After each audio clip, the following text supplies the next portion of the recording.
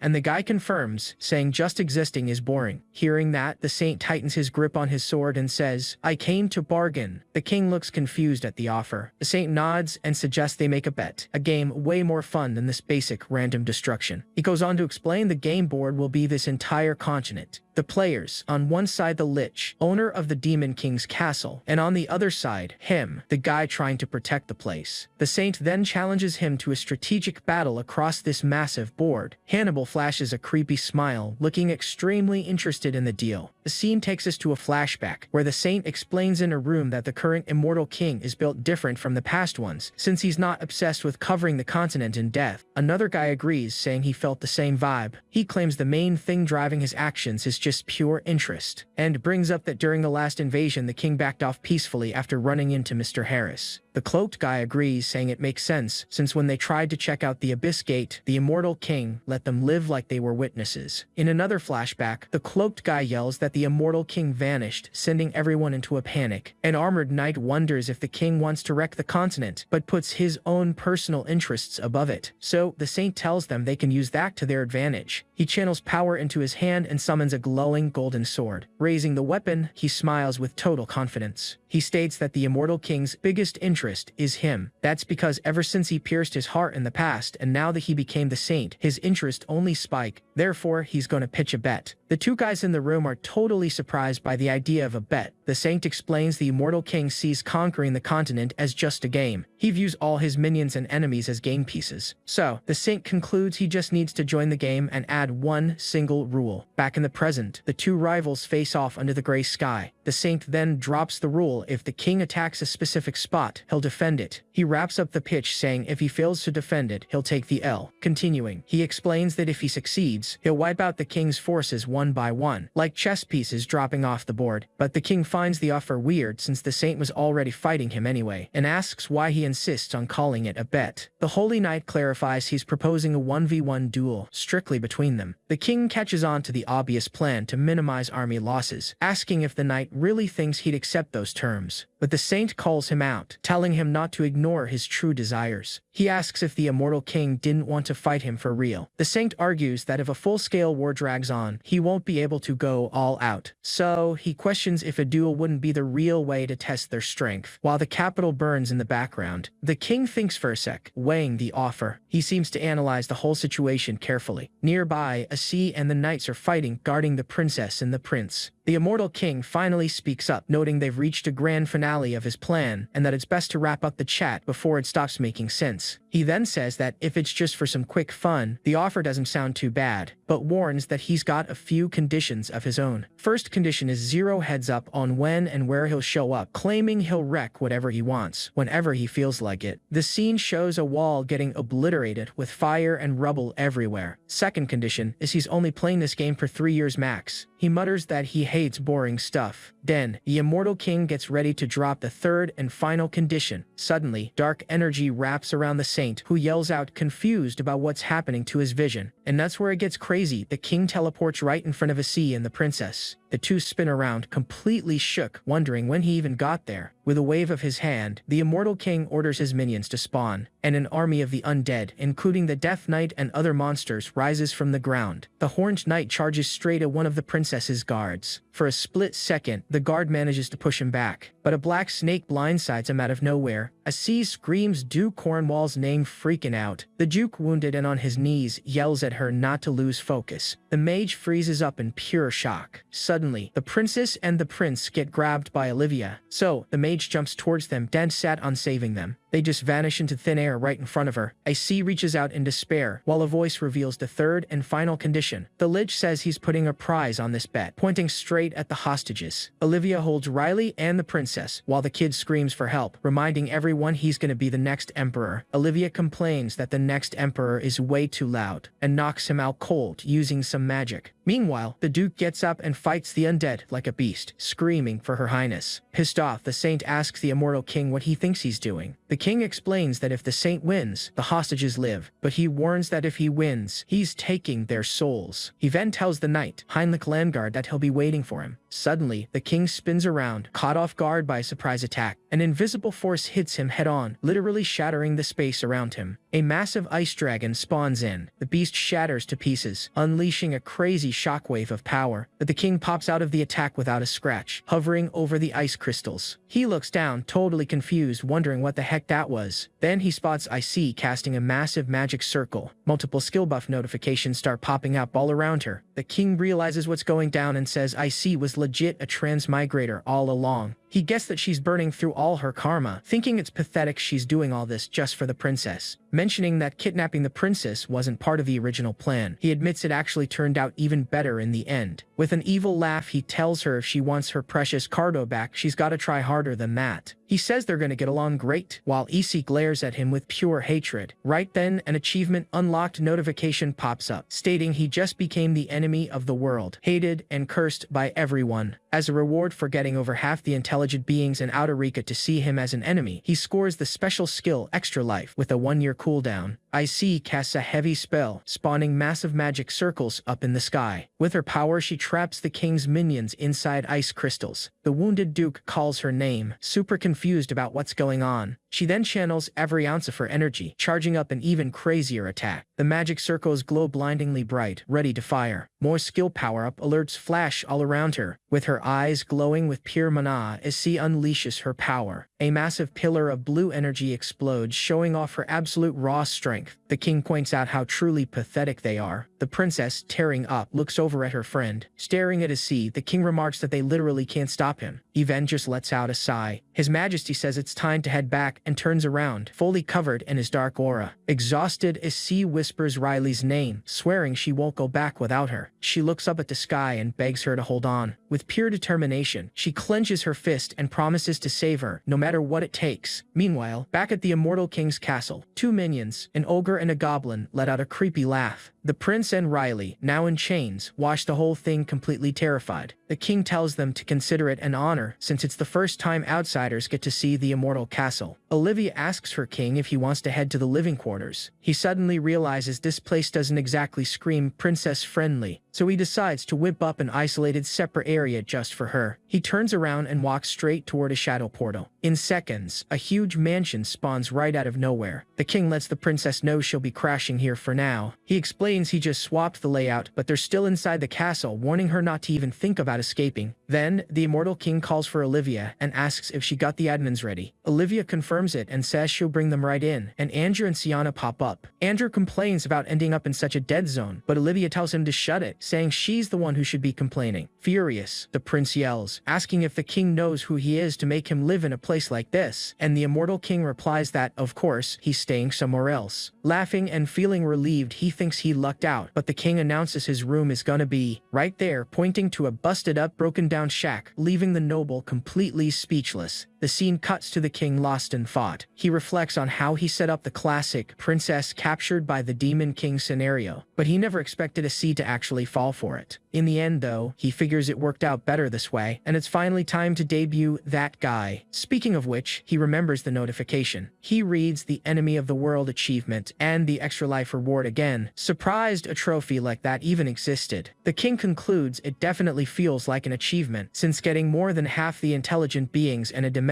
to hate you is obviously no joke. With his new skill, he laughs and challenges the heroes, promising to revive them forever in an endless nightmare. The skill screen confirms the 1-year cooldown. Somewhere else, Harley mentions his hunger finally chilled out a bit. He thinks it was all super rushed, but he didn't manage to pull off anything too crazy. In his head, he notes Heinrich still has stuff to handle in Jiran, so he should probably take a breather. Suddenly, someone calls out, "Mr. Harley, so this is where you were." A guy in a suit introduces himself as Patrick from the Mercenary Guild and asks for a quick chat. Harley recognizes him, and Patrick says he's got something major to discuss. He explains their guild leader, the Mercenary King, fought alongside the hero since the Second Immortal King's era, and that it's a super proud tradition. But recently, the Mercenary King met a brutal end facing the undead army. Harley remembers meeting him at the Continental Conference, and judging him as a villain based on some prior intel, so he just wiped the floor with him right then and there. He mentions Patrick didn't exactly look like a good guy either. Harley, losing patience, says he hates beating around the bush and asks what the main point is. Patrick drops the info that, right now, the Mercenary King's spot is wide open. The warrior stops eating, totally shocked by the news. He stays dead quiet, processing what he just heard. Out of patience, he asks what that has to do with him and why Patrick stopped mid-sentence. Patrick then hypes Harley up, reminding him he volunteered to fight the Immortal King and has already racked up a ton of crazy feats as a merc. He claps his hands together, getting ready for the pitch. So Patrick asks if Harley might be interested in taking the Mercenary King title. This is where it gets good. Harley jumps up from the table, mind blown, and yells, "Mercenary King?"